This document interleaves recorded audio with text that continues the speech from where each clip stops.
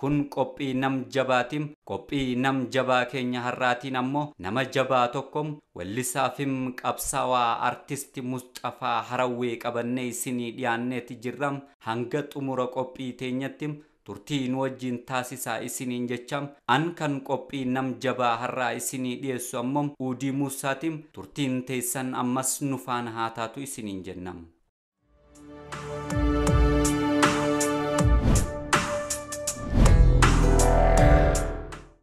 Seenaa qabsoo Oromoo keessatti gumaachi artistoonni Oromoodhaan qabsoo sabaa milkeessuuf roga artiitiin taasisaa turan yoomiyyuu kan hiriyaa hin qabne akka tureetu seeneffamam.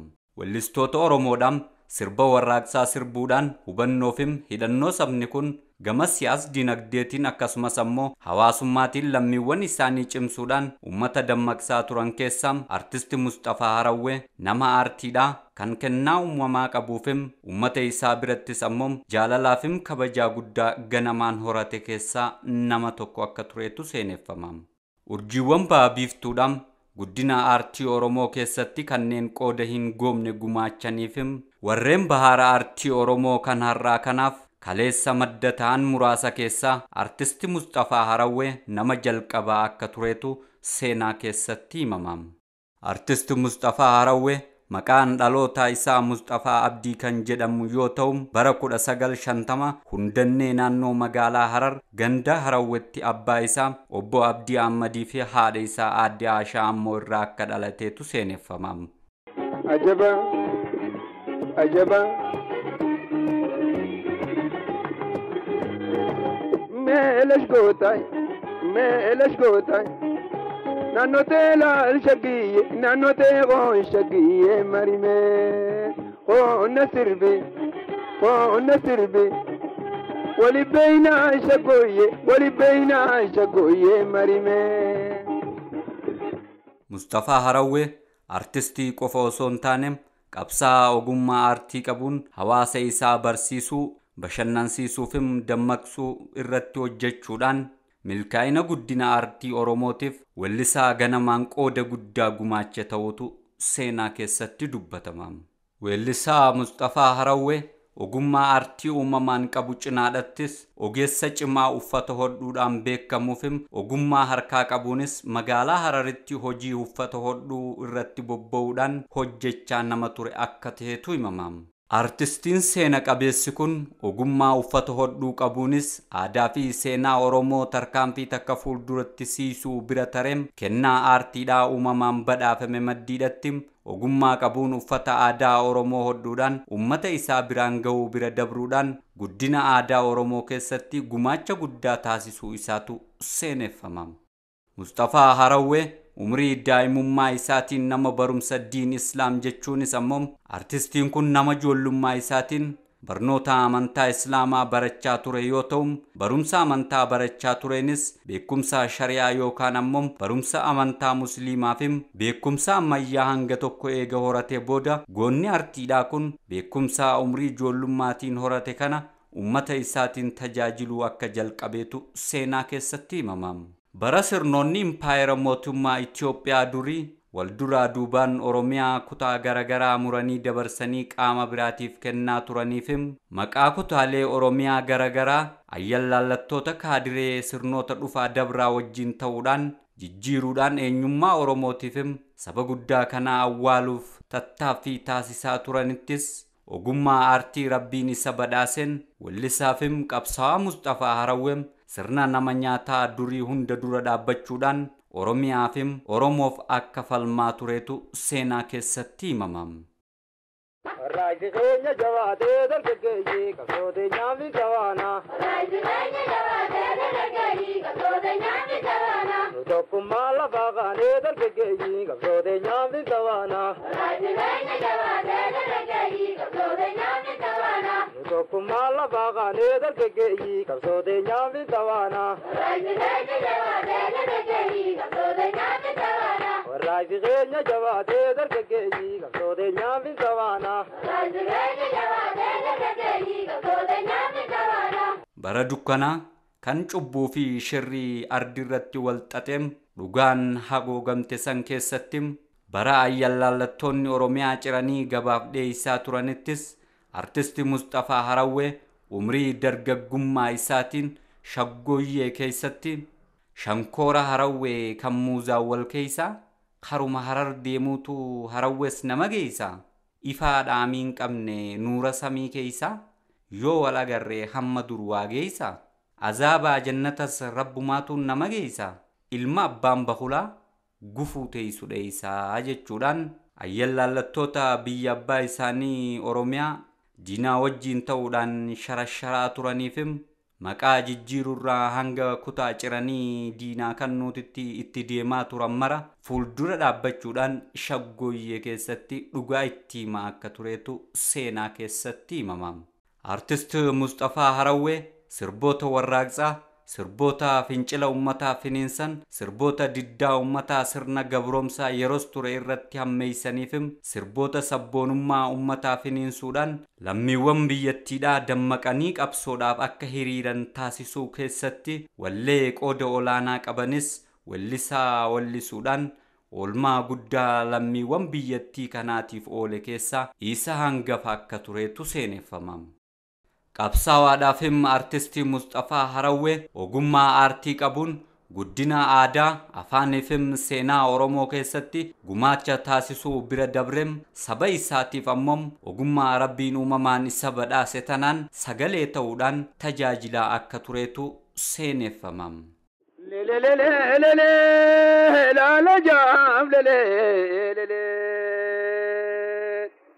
Ya lele wajam lele nano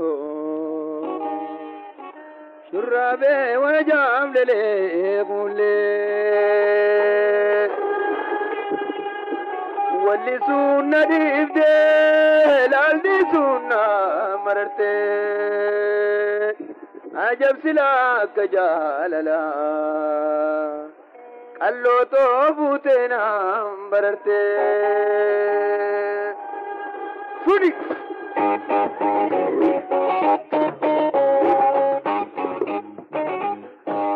Dadaisa Dadaisa Dadaisa Dadaisa Ela jilbi beti zivante Sirbabune Dadaisa Sirbabune Dadaisa Sirbabune Magale jilbi beti zivante Artist Mustafaa Harawwee umrii isaa dargaggummaatiin baandiiwwan aadaa fi aartii akkasumas ammoo seenaa Oromoo addunyatti ol baasanii mul'isuudhaaf hojjetan garagaraa wajjin ta'uudhaan waltajjiiwwan ummataa sirni gabroonfataa yeroo san ture bakkeewwan garagaratti qopheessaa ture hunda irratti argamuudhaan afaan Oromootiin nama ummata isaa biraan ga'uudhaaf ganamaan carraa argate keessaa tokko ta'uu bira dabreem nama ammoo carraa isaaf ganamaan argame kanatti fayyadamuudhaan eenyummaadhaafim sabboonummaa ummata Oromoodhaan waltajjii garagaraa gubbatti calaqqisiisuudhaan tarree saboota sablammootaafim ummattoota biyyattii keessa Aadaafim seenaan akkasumas ammoo eenyummaan Oromoodhaa dabres ammoo afaan Oromoodhaan afaanota biyyattii maddii akka hiriiran taasisuu akka dandeetu himamam. Qabsaa'aafim artisti Mustafaa Harawwee ogummaa aartii qabuun guddina aadaa afaaniifim seenaa Oromoo keessatti gumaacha taasisaa ture maddiidhattis dabalataan ammoo ogummaa rabbiin isa badhaaseen aadaan ummata Oromoodhaan dhalootarraa gara dhalootatti dabram har'a akka ga'uuf namoota ganamaan gumaacha guddaa gamaachan keessaa nama tokko ta'utu seeneffama.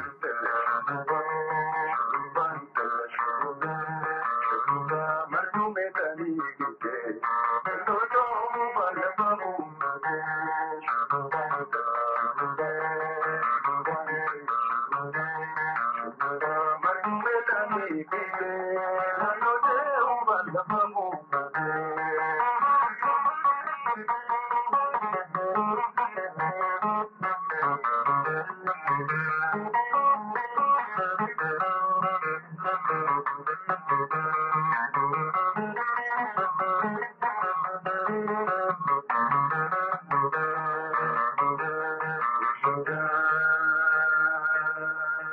Artist Mustafaa Harawweem bara 1977 ogummaa aartii qabuun baandii hawwisoo naannawa isatti argamuufim Goo Misraaq jedhamuun beekamtutti makamuudhaan hojii aartii irratti ramadamee mindeeffamee ogummaa aartii rabbiin isa badhaaseen hojjechaatiifim saba isaa tajaajilaa kan ture yoo ta'u goonni aartiidhaa kunis maatii horatee kan qabu ta'uudhaafim maatiin isaatis yeroo ammaa kanatti Harargee Bahaatiifim naannoo Hararitti akka argamaniitu seeneffamam.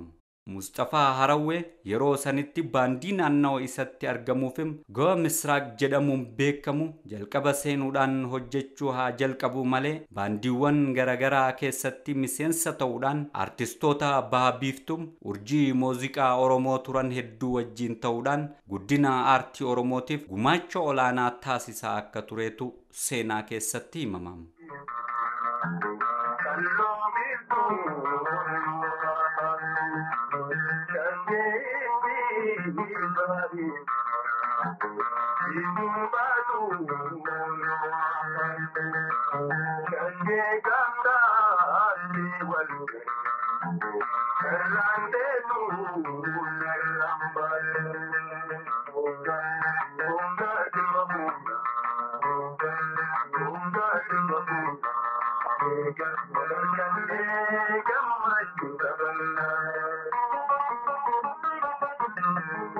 Artist Mustafaa Harawweem baandii hawwisoo Goo Misraaq keessatti hawaasa isaa waggoota muraasaaf eega tajaajilaa tureen booda yeroo roorroon uummata Oromoo irratti hammaachaa dhuftu akkuma qabsaa'ota Oromoo hundatti qabsoodhaaf manarraa bahuudhaan gara biyya Somaaleelaand Hargeysatti imaluudhaan waggoota muraasaaf jaallan isaa waliin Hargeysaa kan ture yoo ta'u Artist Mustafaa Harawwee waggoota muraasaaf jireenya baqaatiin Hargeysaa eega jiraateen booda yeroo qabsoon uummataa garmalee jabaate mootummaa dargii raasaa turetti gara biyya isatti deebi'uudhaan uummata isaatti wajjin qabsaa'uudhaaf imalarra osoo jirum humna waraana mootummaa dargiitiin qabameem to'annoo humna waraana darguu jala oolfamuudhaan magaalaa Hararitti geeffamee akka hidhameetu seenaa keessatti dubbatamam.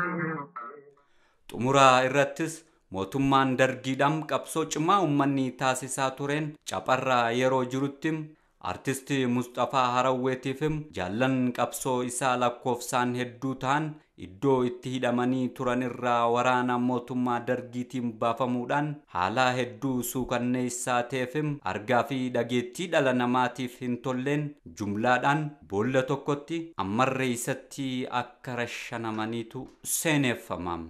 Natakala bagane dargaggeeyyi qabsoode nyaamni tawaana. Raaybileenya jabaatee dargaggeeyyi qabsoode nyaamni tawaana. Yaadalaa wal qabannee dargaggeeyyi qabsoode nyaamni tawaana. Raaybileenya jabaatee dargaggeeyyi qabsoode nyaamni tawaana. Yaadalaa wal qabannee dargaggeeyyi qabsoode nyaamni tawaana. Raaybileenya jabaatee dargaggeeyyi qabsoode nyaamni tawaana. Arraabaroonni mamoonaa dargaggeeyyi qabsoode nyaamni tawaana. Raaybileenya jabaatee dargaggeeyyi qabsoode nyaamni tawaana. Arraabaroonni mamoonaa dargaggeeyyi qabsoode nyaamni tawaana. Raaybileenya jabaatee dargaggeeyyi qabsoode nyaamni tawaana. Raaybileenya jabaatee dargaggeeyyi qabsoode nyaamni tawaana. Raaybileenya jabaatee dargaggeeyyi qabsoode nyaamni tawaana. Ujeenyu maala baaqaanee dargaggeeyyi qabsoode nyaamni tawaana. Raaybileenya jabaatee dargaggeeyyi qabsoode nyaamni tawaana. Ujeenyu maala baaqaanee dargaggeeyyi qabsoode nyaamni tawaana. Raaybileenya jabaatee dargaggeeyyi qabsoode nyaamni tawaana. mootummaan naannoo Harariitis qabsawaafim artistii Mustafaa Harawweetiif yaadannoo kan ta'u daandii ispaaltii guddicha naannicha keessa qaxxaamuru maqaa qabsawaafim goota artiidhaan artistii Mustafaa Harawweetiin bakka keessummoonni sadarkaa garagaraa argamanitti moggaasuun isaa yaadannoo yeroo dhiyoodhaati. Sirnoonni gabroonfataan artistoota Oromoo ogummaa artii qabaniin ummata isaaniitiif sagalee ta'aa turan hunda nyaatu aadeeffatus garuu galaana artii Oromoo gogsuu akka hin dandeenyeefim baharri artii Oromoodhaa ammoo haalaatuma roorroon gabroonfattoota sirna dhufaa dabraa jabaachaa deemuun garmalee cimaadhaan warraaqsa artiitiin addunyaa raasaa jiraachuun alatti ragaa biraa tokko dhiheenyatti nama hin feesisu. dhumarrattis karaan karaa Mustafaa Harawweetii karaan karaa Haacaaluu Hundeessaatiin dhaamsa keenya kan nam jabaa guyyaa har'aati. Egaan hordoftoota keenya qophiin nam jabaa keenya kanumaan goolabameeti jira. Qophiiwwan FIB hafan wajjin turtii gaarii taasisaa isiniin jenna.